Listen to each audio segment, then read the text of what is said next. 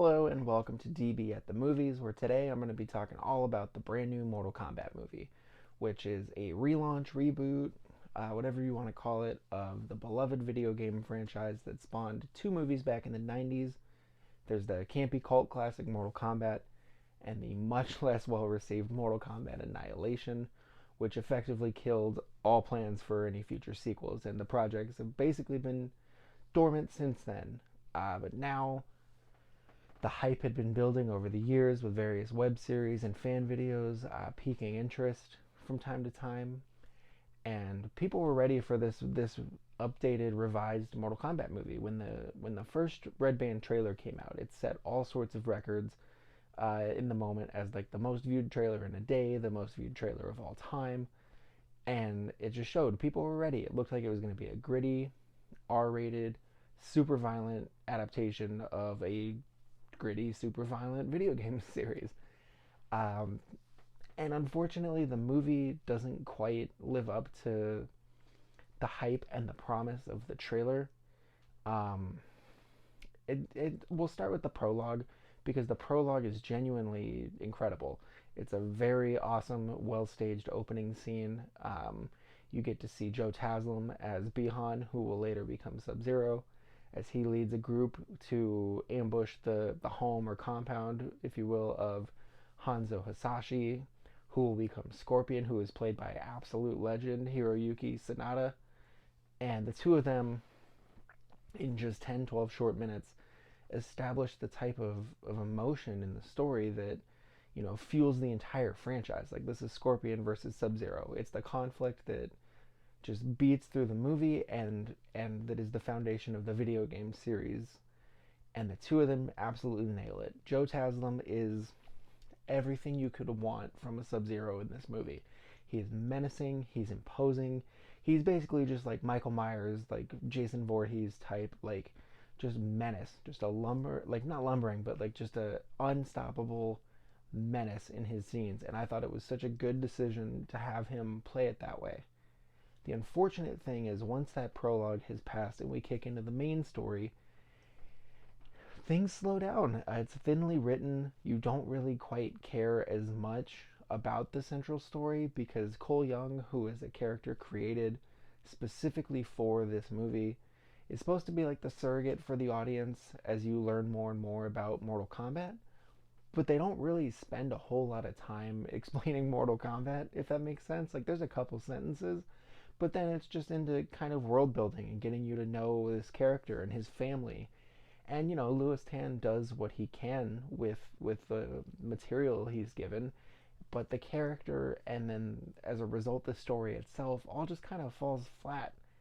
The scenes in between the fights just feel like paragraph sentences of exposition dumps followed by transitions to the next fight scene. Like, it doesn't feel like a fully realized cohesive movie. The fight scenes for themselves are I guess, I mean, really satisfying because you have that bloodlust from the video games, and the movie goes out of its way to fulfill that and to bring those gory, bloody fatalities to life.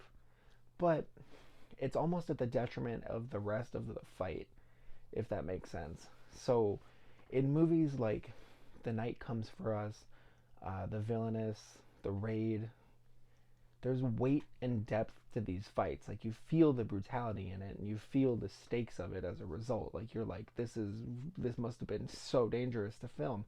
And this movie's just lacking that, which is really weird given the experience of all the martial artists that were in this cast.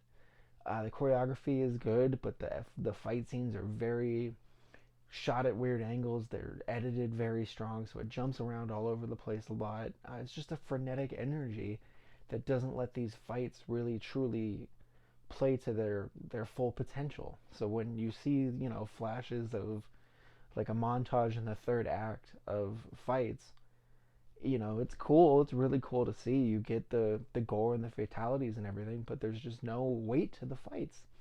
And in a movie like this, it's not like I went in with the expectation that Mortal Kombat was going to sweep the Academy Awards or anything like that, but I was hoping for just a little more grounded in reality type fight scenes. And that's, I think, another problem is that's how the prologue is. Like, this prologue starts with these great fights between Scorpion and SubZero and Scorpion and SubZero's men, and it just never quite reaches that level again until the end when you get the two of them back together fighting again. No surprise there that they would be the best part again. As for the rest of the cast, it kind of feels like they went light on a lot of, the time for the characters. So in particular, Sissy Stringer is very, very underutilized as Melina. I thought she was great, but just don't get enough of her. Cabal was great.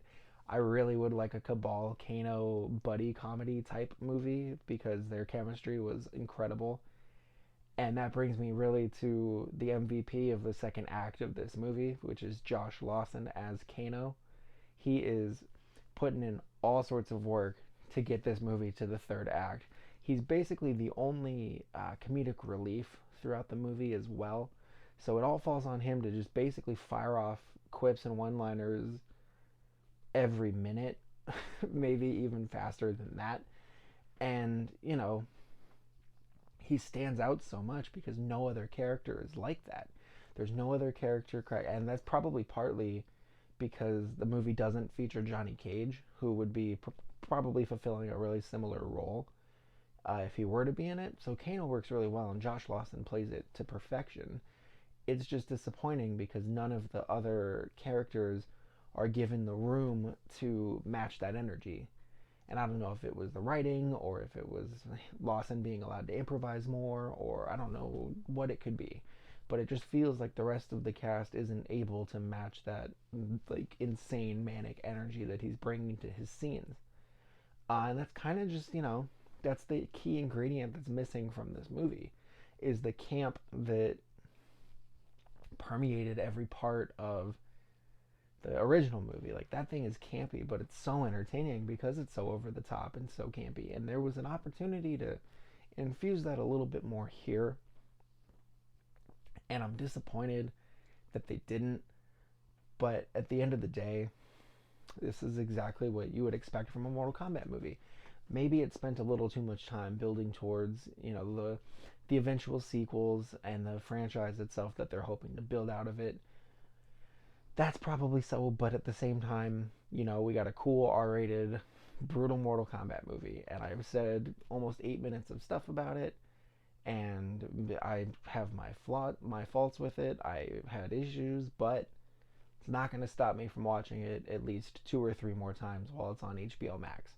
And at the end of the day, that's probably what it's going to come down to is as long as you know what you're going in for, you are most likely going to enjoy what you get, because it's clear that a lot of thought and passion went into making this movie.